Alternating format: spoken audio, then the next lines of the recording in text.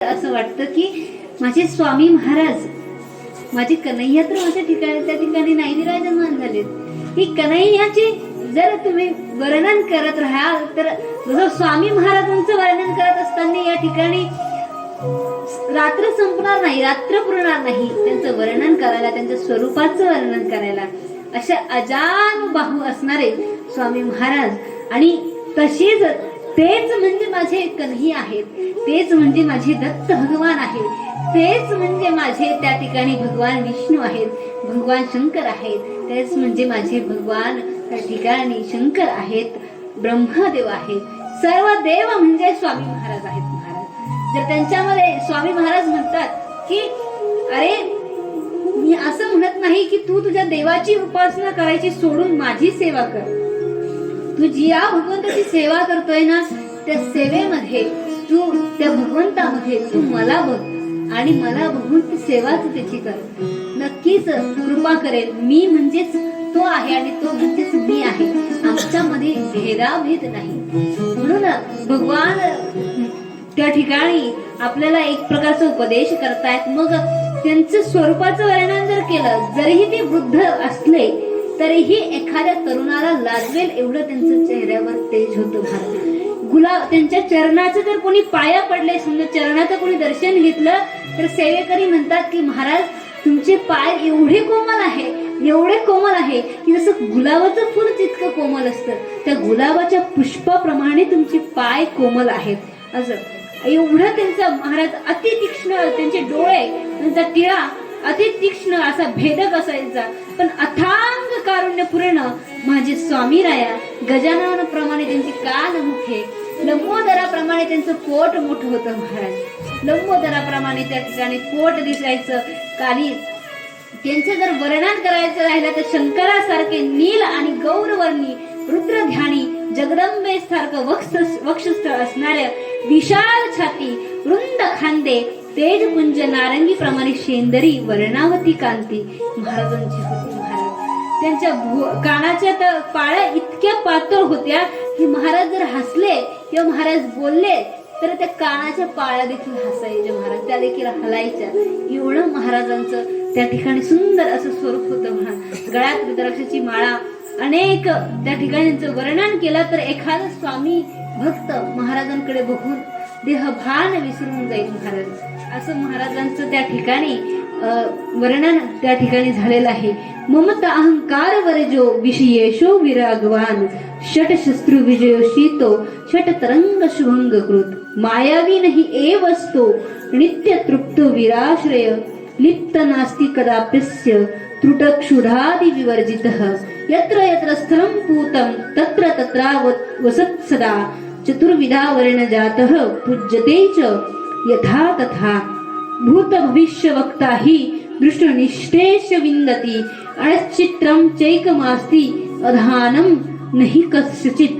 दशग्रंथी माधवाचार्य मैसलगीकर स्वामी महाराजांचं वर्णन करतायत की स्वामी महाराजांजवळ मोह म्हणता अहंकार या गोष्टीला थारा नव्हता. महाराज स्वामी महाराज अल्प बोलायचे, थोडस बोलायचं. त्यांची भाषा कधी कधी मराठी असायची, कधी कधी हिंदीतून देखील स्वामी महाराज उपदेश करायचे आणि तीनदा शब्द उच्चारण्याची त्यांची सवय नव्हती. महाराज तसं आपल्याला एखादा शब्द बोलायचा असला तर आपण तीनदा बोलतो. स्वामी महाराज एकदाच, भिऊ नकोस मी तुझ्या पाठीशी आहे एवढा शब्द बोलला तर भक्तांनी समजून जायचं की महाराज आपल्या पाठीशी आहे. पुन्हा विचारण्याची ताकद करायची नाही. स्वामींनी शब्द दिला गया नाही मी जिंदा हो, असे अनेक ठिकाणी महाराजांनी शब्द दिलेले आहेत की भक्ता तू घाबरू नकोस, मी कायम तुझ्या स्वरूपी आहे. फक्त एवढं विस्तार न करता एकाच वाक्यामध्ये आपलं वाक्य, त्या एकाच शब्दामध्ये एकाच वाक्यात आपल्या त्या ठिकाणी महाराजांनी त्या ठिकाणी आपल्या भक्तांना सांगण्याचं काम केलेलं आहे. महाराजांचं शरीर त्या ठिकाणी आपण त्यांचं स्वरूप बघितलं तर आता महाराजांचे त्या ठिकाणी स्वभाव कसा होता, महाराजांनी त्या ठिकाणी काय चरित्र केले, महाराजांनी काय कर्म केले किंवा महाराजांचं चरित्र वर्णन करत असताना महाराजांचं महात्म्य काय, या सगळ्यांचा विचार आपल्याला या कथेमध्ये करायचा आहे. महाराज मग महाराजांचं मैसलगीकर या श्लोकाद्वारे सांगतायत की ममता अहंकार मोह काम क्रोध या गोष्टींना त्या ठिकाणी थारा होतं. महाराज ममता म्हणजे काय, जी आई आपल्याला निस्वार्थपणे प्रेम करते. ऐसी कळवळ्याची जाती करी लाभावी न प्रीती, अशी जी भावना आहे ती आमच्या स्वामीरायांची होती महाराज. आई जे प्रेम आपल्या बाळावर करते, ती ममता जी आपल्यावर करते, ही गोष्ट फक्त ममता असताना त्यात शेवटपर्यंत गुंतून न राहता, भक्तावर तर स्वामी महाराज प्रेम करायचे, पण ते त्या ठिकाणी जास्त वेळ गुंतून न राहतात सर्व भक्तांवर त्यांचं, एका भक्तावर जेवढं प्रेम आहे तेच प्रेम सगळ्या भक्तांवर कायम स्वरूपी त्यांनी रत ठेवलं. हे महाराजांचं त्या ठिकाणी महात्म्य आहे. महाराज मोह नव्हता, की आता हा मोह कशाला म्हणतात तर लालच, आपण म्हणतो ना लालची, या गोष्टीला मोह म्हणतात महाराज. की आपल्याला कोणीतरी काहीतरी देईल याची अपेक्षा आपण ठेवतो, आपण त्याला मोह म्हणतो. की आपण आता कामाला गेलो आणि आपल्याला काम करत असताना जरा काही वेळेस नोकरीच्या लोकांना ओव्हर टाइम करावा लागतो, तर ओव्हर टाइम का करतात, की ओव्हर टाइमचे पैसे जास्त मिळतात, याला म्हणतात मोह महाराज. की मोहापोटी अधिक पैसे आपल्याला मिळेल आणि अधिक पैसे मिळवून आपण आपलं सुख भोगू, याकरता माणूस जो विचार करतो, जो स्वार्थ साधतो, त्याला मोह म्हणतात महाराज. आणि अहंकार कशाला, तर अहंकार ही गोष्ट तर तुम्हाला सर्वांना माहितीये की मी केलंय, मी पण आपल्या शरीरामध्ये ठेवणं, याला अहंकार म्हणतात महाराज. जोपर्यंत हा मी पण शरीरातून जात नाही ना, तोपर्यंत देव सुद्धा आपल्या हृदयात वास्तव्य करणार नाही.